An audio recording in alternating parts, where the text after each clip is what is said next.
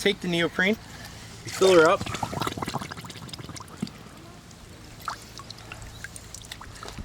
Very important to make sure the filter sits flush. When you put the lid down, like anything, turn it a little to the right first to make sure it's flush. Squeeze, squeeze, squeeze.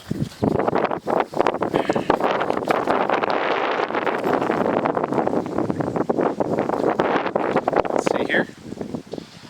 Yep, we're good.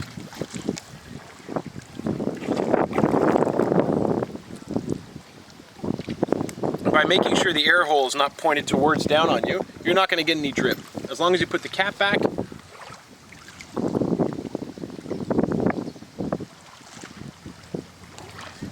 you'll get a pure flow rate right from the lake. Totally safe to drink. It's getting rid of your bacteria and your parasites, and obviously any heavy metals.